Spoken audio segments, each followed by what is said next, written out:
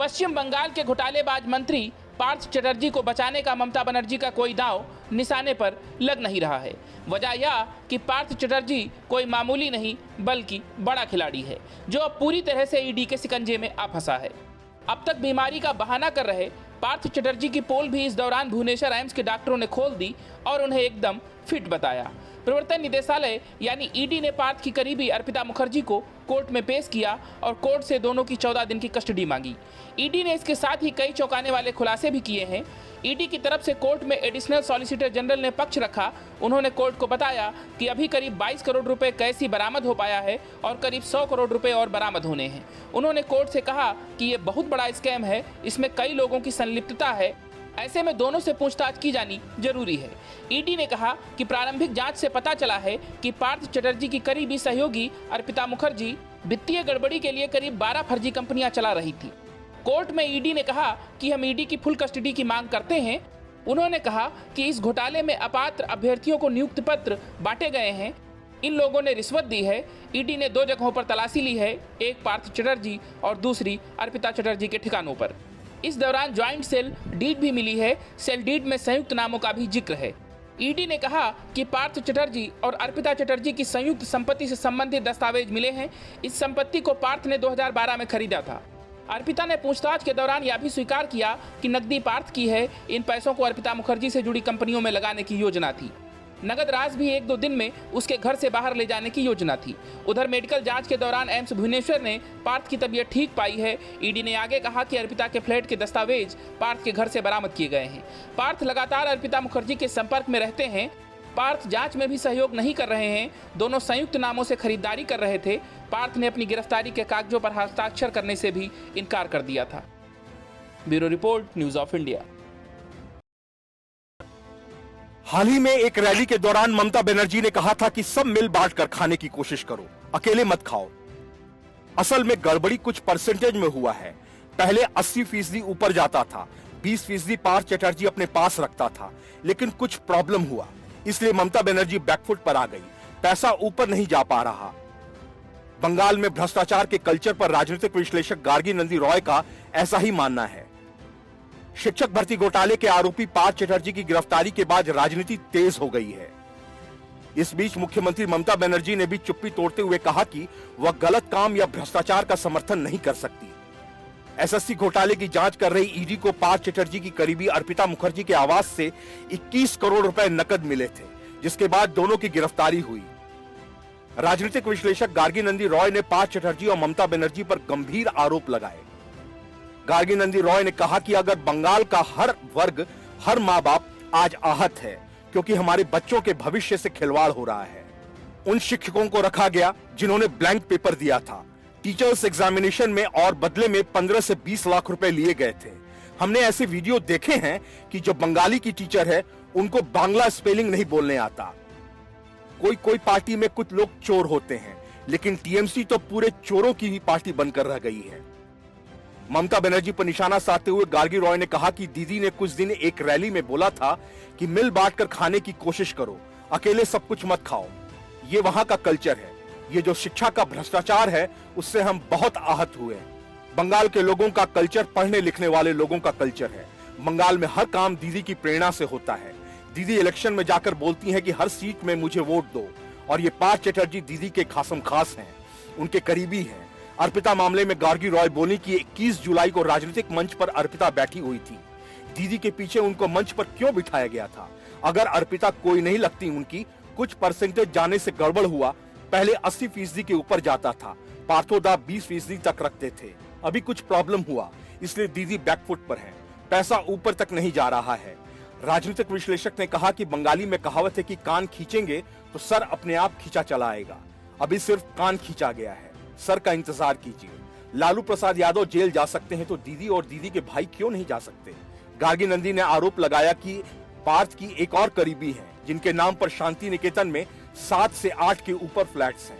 वह कहती है कि बंगाल को भ्रष्टाचार का समंदर बनाकर रख दिया है। टीएमसी प्रवक्ता शांतनु सेन ने कहा कि अगर बंगाल में एजुकेशन इतनी खराब है तो सेंट्रल स्कॉच अवार्ड क्यों दे रहा है? ममता दीदी ने कहा कि अगर कोई दोषी हुआ तो उसे सजा मिलेगी, लेकिन क्या नरेंद्र मोदी या अमित शाह ने कभी संसद में कहा कि अगर भाजपा का कोई नेता करप्ट हुआ तो कार्रवाई करेंगे। Bureau report, news of India.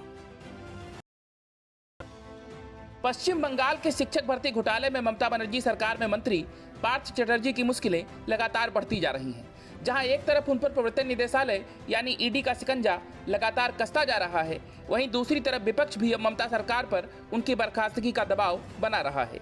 Bhajpa के बाद अब कांग्रेस ने भी पार्थ चटर्जी पर बड़ा हमला बोला है। कांग्रेस नेता अधीर रंजन चौधरी ने सीएम ममता बनर्जी को पत्र लिखकर पार्थ चटर्जी को तुरंत मंत्री पद से बर्खास्त करने का आग्रह किया है। वहीं पार्थ चटर्जी एम्स भुवनेश्वर से डिस्चार्ज होकर कोलकाता वापस ईडी ऑफिस आ गए हैं। कलकत्ता हाई कोर्ट के निर्देश पर चटर्जी को ईडी ने एम्स में भर्ती कराया था, लेकिन ईडी का कहना है कि फिलहाल भर्ती करने की जरूरत नहीं है, इसीलिए उन्हें ऑफिस वापस लाया गया है। वो 3 अगस्त तक ईडी की हिरासत में हैं। वहीं कांग्रेस नेता अधीर रंजन चौधरी ने अपने पत्र में लिखा है कि साल 2014 से 2021 के दौरान शिक्षा मंत्री रहे पार्थ चटर्जी पर शिक्षक भर्ती में अनियमितता के आरोप लगे हैं। इसके चलते पार्थ चटर्जी को मौजूदा मंत्रालय पद से बर्खास्त किया जाए। इसके अलावा उन्होंने पत्र में लिखा कि बंगाल में हर कोई इस घोटाले के बारे में जानता था। उन्होंने कहा कि कोर्ट के दखल के बाद जांच एजेंसियों ने कार्रवाई शुरू की, जिसके बाद सच सामने आया। गौरतलब है कि ईडी ने पार्थ की अस्पताल की रिपोर्ट का हवाला देते हुए चटर्जी को 10 दिनों के लिए हिरासत में देने की अपील की थी। बैंकसाल कोर्ट में ईडी की विशेष अदालत के न्यायाधीश जीबोन कुमार साधु ने मंत्री की जमानत याचिका खारिज कर दी थी और चटर्जी व इनकी करीबी अर्पिता मुखर्जी को 3 अगस्त तक के लिए जांच एजेंसी की हिरासत में भेज दिया था। उधर एम्स भुवनेश्वर के डॉक्टर्स ने कहा कि चटर्जी गंभीर बीमारियों से पीड़ित हैं, लेकिन उन्हें तत्काल अस्पताल में भर्ती करने की जरूरत नहीं है। अस्पताल के कार्यकारी निदेशक आशुतोष विश्वास ने कहा, हमने चटर्जी के रक्त, किडनी, थायराइड और हृदय संबंधी जांच की। उन्हें कुछ गंभीर बीमारियां जरूर हैं, लेकिन तत्काल अस्पताल में भर्ती होने की जरूरत नहीं है। उधर न्यायालय को चटर्जी के स्वास्थ्य की स्थिति से जुड़ी रिपोर्ट भेज दी गई है। बता दें कि ममता सरकार में राज्य प्रायोजित और सहायता प्राप्त स्कूलों में शिक्षक भर्ती घोटाले के वक्त चटर्जी के पास शिक्षा विभाग का प्रभार था। बाद में उनसे यह विभाग ले लिया गया। अदालत ने सीबीआई से अनियमितताओं की जांच करने को कहा था। ईडी घोटाले में धन शोधन पहलू की जांच भी कर रही है। केंद्रीय एजेंसी स्कूल भर्ती घोटाले में कथित वित्तीय लेन देन की जांच कर रही है। ईडी ने अपनी दलील में कहा कि चटर्जी एसएसकेएम अस्पताल में बीमारी का बहाना बनाकर भर्ती हुए थे और मुख्य मेट्रोपॉलिटन मजिस्ट्रेट की ओर से उन्हें 2 दिनों की रिमांड पर दिए जाने के दौरान एजेंसी उनसे पूछताछ नहीं कर सकी। न्यायाधीश ने निर्देश दिया कि आरोपी को ईडी की हिरासत में रहने के दौरान हर 48 घंटे में उनकी चिकित्सा जांच की जाए। अदालत ने जांच अधिकारी से आरोपियों को प्रताड़ित न किए जाने का भी निर्देश दिया है। Bureau report, news of India. प्रवर्तन निदेशालय यानी ईडी ने कोर्ट को जैसे ही अब बताया कि अभी तो सिर्फ 21 करोड़ ही बरामद होने हैं, जबकि 100 करोड़ की और बरामदगी होनी है। ठीक वैसे ही ममता बनर्जी खुलकर पार्थ चटर्जी के पक्ष में खड़ी हो गई। कल तक भ्रष्टाचार का समर्थन नहीं करने का दावा करने वाली ममता बनर्जी अब यह कहने लगी हैं कि ईडी ने जानबूझकर पार्थ चटर्जी को फंसाया है। पार्थ चटर्जी पूरी तरह से निर्दोष हैं। इसके पहले ममता बनर्जी ने यह कहा था कि अगर कोई दोषी हो तो उसे सजा मिलनी चाहिए, कोई फर्क नहीं पड़ता अगर उम्र कैद भी हो जाए। लेकिन उसके बाद पार्थ चटर्जी की गिरफ्तारी को ममता ने बीजेपी की साजिश बताया। उन्होंने आरोप लगाते हुए कहा, उनके पास कीचड़ है तो हमारे पास अलकतरा, जिसका दाग नहीं धुलता। ममता बनर्जी ने यह भी कहा कि देश में कई ऐसे बड़े घोटाले भी हैं जिसका हल आज तक नहीं निकल पाया है। किसी मामले में ट्रायल के दौरान ही आरोपी की मौत हो गई, तो वहीं कुछ केस में फैसला आने में दशक बीत गए। भर्ती घोटाले मामले में आरोपी पार्थ चटर्जी को प्रवर्तन निदेशालय की टीम भुवनेश्वर से कोलकाता लेकर पहुंची है। पार्थ और उनकी करीबी सहयोगी अर्पिता मुखर्जी 3 अगस्त तक ईडी हिरासत में रहेंगे। अर्पिता मुखर्जी के घर पर छापेमारी के दौरान ईडी को 21 करोड़ रुपए की नकदी बरामद हुई थी, जिसके बाद पूछताछ में उन्होंने बताया कि यह राशि पार्थ चटर्जी की है। अर्पिता मुखर्जी का आरोप है कि उन्होंने 12 शेल कंपनियों में पैसा लगाया था। पार्थ चटर्जी के वकील ने अदालत में कहा कि मंत्री को बिना समन गिरफ्तार किया गया है। ईडी के मुताबिक उन्हें पार्थ चटर्जी और अर्पिता मुखर्जी की संयुक्त संपत्ति से जुड़े दस्तावेज मिले हैं। ईडी ने बताया कि यह संपत्ति पार्थ ने 2012 में खरीदी थी। बताया जा रहा है कि नकद राशि भी 1-2 दिन में उसके घर से बाहर ले जाने की योजना थी। साथ ही पार्थ चटर्जी का अर्पिता चटर्जी के साथ नियमित संपर्क रहा है। यह सारा खुलासा उनके फोन कॉल से पता चला है। Bureau report, news of India. Maharashtra की सियासत में एक और तूफान दस्तक दे रहा है। शिवसेना में मचे घमासान के बाद अब बारी कांग्रेस की है। शिवसेना का मामला अब अदालत में है, तो वहीं दूसरी तरफ कांग्रेस में बगावत शुरू होती हुई दिखाई दे रही है। खबरों के अनुसार महाराष्ट्र प्रदेश कांग्रेस के कार्याध्यक्ष और मुंबई कांग्रेस प्रभारी और पूर्व सामाजिक न्याय मंत्री चंद्रकांत हंडोरे शिंदे गुट में शामिल हो सकते हैं। राज्य की राजनीतिक हलकों में इस वक्त हंडोरे को लेकर अटकलें तेज हैं। ऐसे कयास लगाए जा रहे हैं कि वो जल्दी ही शिंदे गुट में शामिल हो सकते हैं। अगर ऐसा हुआ तो यह कांग्रेस के साथ साथ महाविकास अघाड़ी गठबंधन के लिए भी बड़ा झटका होगा। बताया जा रहा है कि कांग्रेस नेता महाराष्ट्र में एमएलसी के चुनाव के बाद से कांग्रेस के नेतृत्व से नाराज हैं, तो वहीं बीजेपी नेता देवेंद्र फडणवीस और महाराष्ट्र के मुख्यमंत्री एकनाथ शिंदे उनके संपर्क में हैं। वहीं आने वाले समय में महाराष्ट्र में स्थानीय निकाय चुनाव भी होने हैं। ऐसे में महानगर निगम चुनाव में शिवसेना के शिंदे गुट को एक दलित चेहरे के रूप में नया नेता मिल सकता है। इससे पहले मुंबई में हंडोरे ने कार्यकर्ताओं की एक बैठक बुलाई थी। इस दौरान उन्होंने जोरदार शक्ति प्रदर्शन किया था। 24 जुलाई को मुंबई में हंडोरे की कार्यकर्ताओं के साथ बैठक ने महाराष्ट्र के कांग्रेस नेताओं की नींद उड़ा दी है। इस बैठक में महाराष्ट्र कांग्रेस के प्रदेश अध्यक्ष नाना पटोले भी शामिल थे।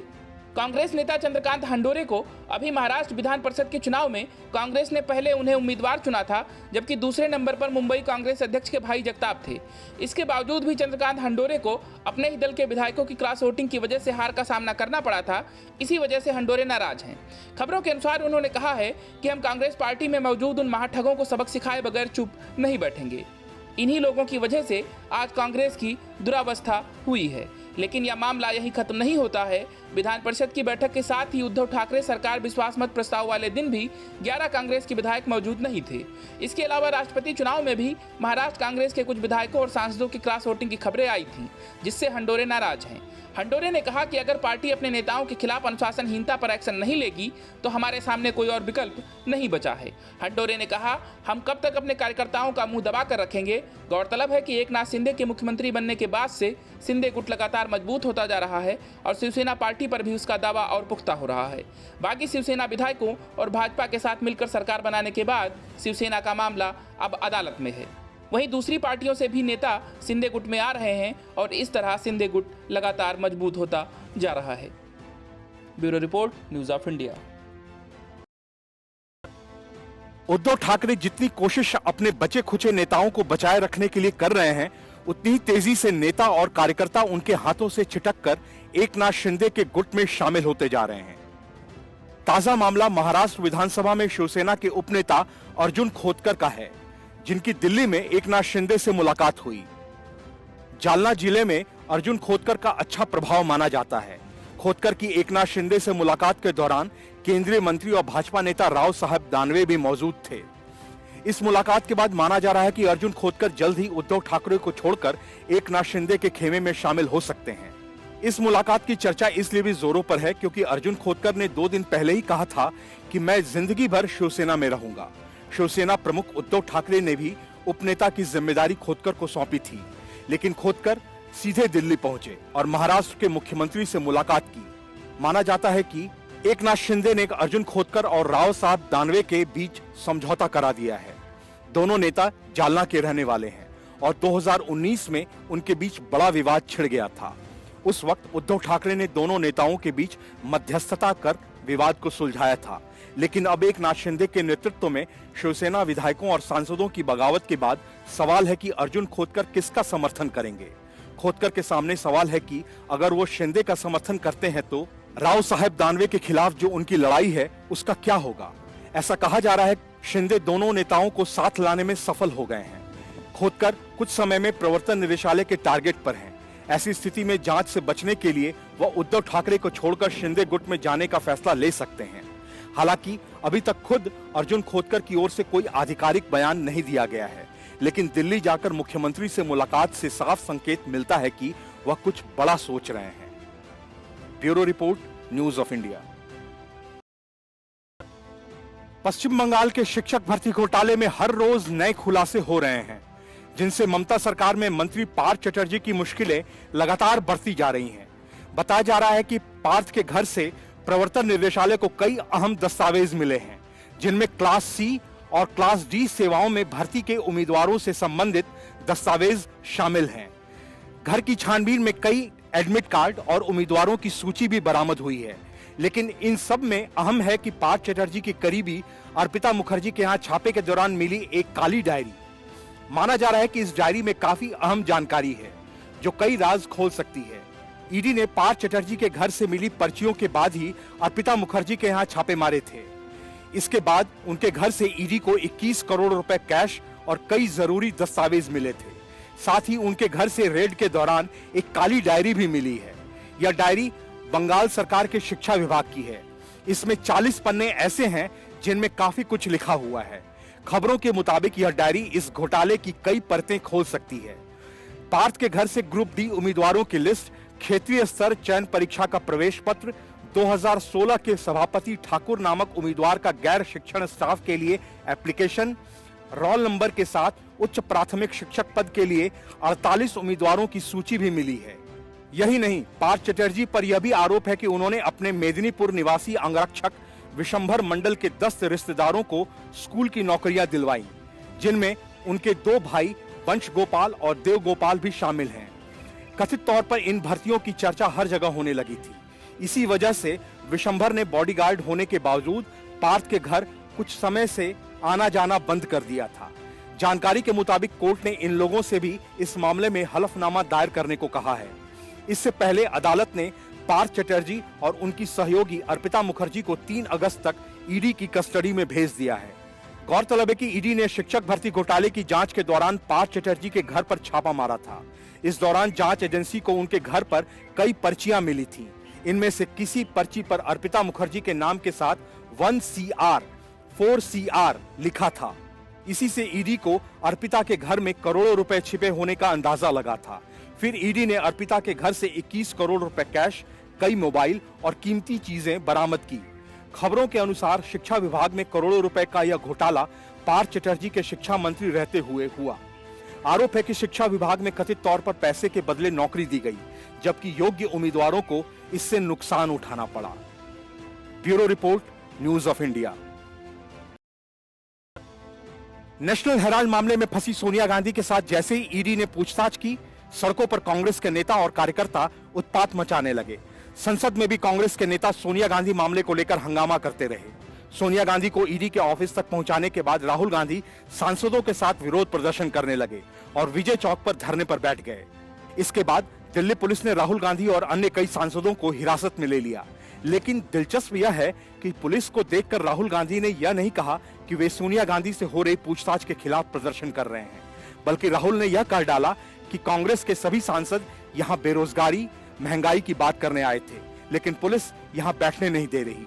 संसद के भीतर चर्चा नहीं होने दी जा रही है, यहां हमारी गिरफ्तारी की जा रही है।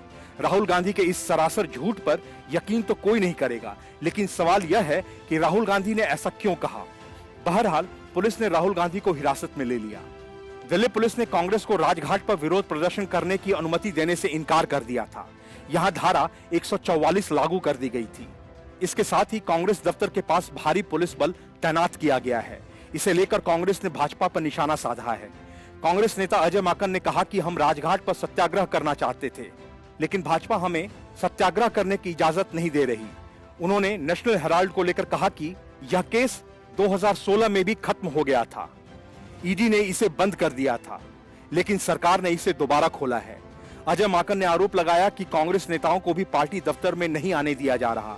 पूरे देश में कांग्रेस नेता और कार्यकर्ता सत्याग्रह कर रहे हैं। इसके पहले सोनिया गांधी पूछताछ के लिए ईडी दफ्तर पहुंची। इस दौरान उनके साथ प्रियंका गांधी भी थी। सोनिया गांधी के स्वास्थ्य को देखते हुए ईडी ने एक व्यक्ति को उनके साथ दफ्तर में मौजूद रहने की अनुमति दी है। इस कार्रवाई के खिलाफ कांग्रेस ने देश भर में ईडी दफ्तरों के सामने विरोध प्रदर्शन किया था। इसके विरोध में कई सांसदों और नेताओं को हिरासत में भी लिया गया था। सोनिया गांधी को कुछ घंटों की पूछताछ के बाद ईडी ने जाने दिया था। हालांकि उनकी तबीयत को देखते हुए ईडी ने उनके साथ एक व्यक्ति को दफ्तर में रहने की अनुमति भी दी थी। Bureau report, news of India. पश्चिम बंगाल के शिक्षक भर्ती घोटाले में गिरफ्तार किए गए मंत्री पार्थ चटर्जी की करीबी अर्पिता मुखर्जी के घर से ईडी को जो डायरी बरामद हुई थी, उससे पार्थ चटर्जी के कई छिपे राज खुल रहे हैं। खबरों के अनुसार मंत्री पार्थ चटर्जी और अभिनेत्री और गायक अर्पिता मुखर्जी रिलेशनशिप में थे। दोनों ने साथ मिलकर एक जगह जमीन भी खरीदी थी और अर्पिता मुखर्जी की आवाज से बड़ी मात्रा में कीमती गहने भी बरामद हुए हैं। ईडी द्वारा अर्पिता के घर से जब्त की गई डायरी में इस घोटाले को लेकर कई और हंगामेदार राज छिपे हैं। साथ ही इसमें यह भी लिखा है कि किस जगह से कितनी रकम कहां जानी है। वहीं अर्पिता मुखर्जी के पास से मिली ब्लैक डायरी में अवैध रूप से शिक्षक भर्ती घोटाले में भर्ती किए गए लोगों के नाम भी दर्ज हैं। साथ ही मेरिट लिस्ट में किन किन को लेना है ये भी इसमें दर्ज है। ऐसे भी अभ्यर्थियों के नाम दर्ज हैं जिन्हें परीक्षा में पास होने लायक अंक तो नहीं मिले, लेकिन उनके मार्क्स बढ़ाकर उन्हें पास कराया गया। किसने कितने रुपए दिए और कितना बकाया रखा है इसमें ये भी दर्ज है। साथ ही एजेंटों के नाम भी दर्ज हैं जिन्हें रुपए इकट्ठा करने और इधर उधर करने के लिए भेजा जाता था। बंगाल सरकार के उच्च शिक्षा एवं स्कूली शिक्षा विभाग के बारे में भी अलग अलग कोड वर्ड्स में बातें लिखी हुई हैं। विभाग में किसका क्या किरदार था और किसे क्या करना था ये सब कोड के रूप में इसमें दर्ज है। वहीं बताया जा रहा है कि मोबाइल फोन के जरिए पार्थ और अर्पिता मुखर्जी हमेशा संपर्क में रहते थे। वहीं additional solicitor general Surya Prakash V Raju ने अदालत में बताया कि अर्पिता मुखर्जी से जुड़े कई दस्तावेज मंत्री पार्थ चटर्जी के घर से मिले हैं। अधिवक्ता ने भी कहा कि दोनों रिलेशनशिप में थे और एक दूसरे के काफी करीबी हैं। बताया जा रहा है कि दोनों को आमने सामने बिठाकर पूछताछ की जरूरत पर भी ईडी के वकील ने जोर दिया। हालांकि पार्थ चटर्जी के वकील ने इसे नकारते हुए कहा कि वे अपनी जूनियर को कॉल करते हैं, इसका अर्थ ये नहीं कि दोनों में अंतरंग संबंध हैं। वहीं अर्पिता मुखर्जी का कहना है कि उनका किसी भी पार्टी के साथ संबंध नहीं है। उन्होंने पार्थ चटर्जी के साथ रिलेशनशिप को भी नकार दिया। गौरतलब है कि शिक्षकों की भर्तियों में मनी लॉन्ड्रिंग की जांच शुरू की गई थी, जिसमें पार्थ चटर्जी फिलहाल 3 अगस्त तक ईडी की कस्टडी में हैं। इससे पहले अर्पिता मुखर्जी के घर से ईडी को छापेमारी में 21 करोड़ रुपए नकद मिले। साथ ही मंत्री पार्थ चटर्जी के साथ उनके एक ज्वाइंट संपत्ति के कागजात भी मिले हैं। यही नहीं, मंत्री के नाम वाला एक लिफाफा भी मिला जिसमें 5 लाख रुपए रखे हुए थे। Bureau report, news of India. एक तरफ जहां सोनिया गांधी से ईडी की पूछताछ के विरोध में कांग्रेस देश भर में प्रदर्शन कर रही थी और उसके नेता गिरफ्तारियां दे रहे थे, वहीं दूसरी तरफ राजस्थान कांग्रेस में मचा घमासान खुलकर सामने आ गया और गहलोत सरकार के सामने फिर से बड़ा सियासी संकट खड़ा हो गया है। खबरों के अनुसार गहलोत सरकार के बुरे वक्त में उसका सहारा बने 6 विधायक अब सरकार से बहुत नाराज हैं और आने वाले विधानसभा चुनाव से पहले ही कांग्रेस को बड़ा झटका दे सकते हैं। बहुजन समाज पार्टी छोड़कर कांग्रेस में शामिल हुए विधायक और सैनिक कल्याण मंत्री राजेंद्र गुढ़ा ने उनके प्रति मंत्रियों के व्यवहार की शिकायत की है। उन्होंने यह भी कहा है कि उनसे सरकार ने जो वादे किए थे उन्हें पूरा नहीं किया गया है। गुढ़ा बसपा के उन 6 विधायकों में से एक हैं जिन्होंने कांग्रेस में शामिल होकर गहलोत सरकार को स्थिरता दी और अब विधायकों की संख्या बढ़कर 106 हो गई। 2020 के राजनीतिक संकट के दौरान भी उन्होंने गहलोत सरकार का साथ दिया, लेकिन अब गुढ़ा ने खुलकर अपनी नाराजगी जाहिर करते हुए कहा है कि बसपा से आए सभी 6 विधायक मानते हैं कि जिस तरह की उम्मीदें थीं और जो वादे किए गए थे उन्हें पूरा नहीं किया गया। इससे अविश्वास बढ़ गया है। उन्होंने यह भी कहा कि अगले विधानसभा चुनाव में टिकट मिलने की संभावना भी बहुत कम हो गई है। गुढ़ा ने कहा, हमें भरोसा दिया गया था कि कांग्रेस अध्यक्ष सोनिया गांधी और वरिष्ठ नेता राहुल गांधी से मुलाकात कराया जाएगा, लेकिन कुछ नहीं हुआ। यदि कुछ नहीं हुआ तो हमें सोचना पड़ेगा, क्योंकि हर कोई चिंतित है। वहीं अपनी असुरक्षा की भावना पर गुढ़ा ने कहा, पिछली बार यानी गहलोत के पुराने कार्यकाल में सभी को टिकट दिया गया था, 3 को मंत्री बनाया गया और 3 को संसदीय सचिव। इसी तरह की चीजें तब भी दिमाग में थीं, लेकिन इस बार ऐसा नहीं है और रुख को देखते हुए लग रहा है कि अविश्वास है। उन्होंने आगे कहा, मैंने बाकी विधायकों से बात की और सीएम की ओर से उन्हें कई भरोसा दिया। विधायक वाजिब अली और संदीप को कोई बोर्ड नहीं दिया गया। विधायक लखन को गाड़ी, स्टाफ और ऑफिस नहीं दिया गया। उन्होंने कहा कि मूल बात यह है कि चुनाव आ रहे हैं और असुरक्षा की भावना है। गौरतलब है कि इससे पहले गुढ़ा ने राज्यसभा चुनाव से पहले जून में भी सार्वजनिक रूप से अपनी शिकायतों का इजहार किया था। तब बसपा के 6 में से 5 विधायकों ने उदयपुर में दूसरे विधायकों के साथ बैठक में हिस्सा नहीं लिया और फिर अशोक गहलोत के साथ मुलाकात के बाद राजकीय विमान से गए, जहां दूसरे विधायकों को हॉर्स ट्रेडिंग के डर से रखा गया था। वहीं गुढ़ा की ओर से कही गई बातों पर प्रतिक्रिया देते हुए कांग्रेस प्रवक्ता आरसी चौधरी ने कहा कि वे कांग्रेस विधायक दल का हिस्सा हैं और यदि कोई मुद्दा है तो पार्टी नेता देखेंगे। यह भी सुनिश्चित करना चाहिए कि मुद्दे सही प्लेटफॉर्म पर उठाए जाएं। बहरहाल पायलट गुट के लगातार सीएम गहलोत पर दबाव बनाने के बाद अब अगर ये 6 विधायक भी पाला बदलते हैं तो आने वाले चुनाव में गहलोत के लिए मुश्किलें हद से ज्यादा बढ़ जाएंगी। Bureau report, news of India. शिक्षक भर्ती घोटाले में पार्थ चटर्जी की गिरफ्तारी से ममता बनर्जी को गहरी चोट लग चुकी है, लेकिन ममता बनर्जी की मुसीबतें खत्म होती नहीं दिख रही हैं। शिक्षक भर्ती घोटाले में ईडी ने ममता बनर्जी के एक विधायक को तलब किया है। पार्थ चटर्जी और उनकी नजदीकी अर्पिता मुखर्जी ईडी की हिरासत में हैं। उनसे पूछताछ चल रही है। इस बीच ईडी ने तृणमूल कांग्रेस विधायक मणिक भट्टाचार्य को समन जारी किया है। माना जा रहा है कि मणिक भट्टाचार्य को गिरफ्तार किया जा सकता है। वजह यह कि माणिक पश्चिमी बंगाल प्राथमिक शिक्षा बोर्ड के अध्यक्ष रह चुके हैं। डी के अधिकारियों माणिक भट्टाचार्य को ईडी ने बुधवार को 12 बजे कार्यालय में हाजिर होने का निर्देश दिया है। जिस दिन पार्थ चटर्जी और अर्पिता मुखर्जी के घर पर ईडी छापेमारी कर रही थी, तो उसी दिन माणिक भट्टाचार्य के कार्यालय में भी ईडी के अधिकारियों ने 8 घंटे तक तलाशी ली थी। ईडी के अधिकारियों के अनुसार माणिक भट्टाचार्य के कार्यालय से सीडी मिले हैं जिसमें महत्वपूर्ण जानकारियां हैं। इस मामले में प्रवर्तन निदेशालय ने पार्थ चटर्जी की करीबी अर्पिता मुखर्जी को भी गिरफ्तार किया है। ईडी ने अर्पिता मुखर्जी के घर से 21 करोड़ रुपए की नकदी और लाखों के गहने बरामद किए थे। कोर्ट ने पार्थ चटर्जी और अर्पिता मुखर्जी को 3 अगस्त तक ईडी की हिरासत में भेज दिया है। Bureau report, news of India.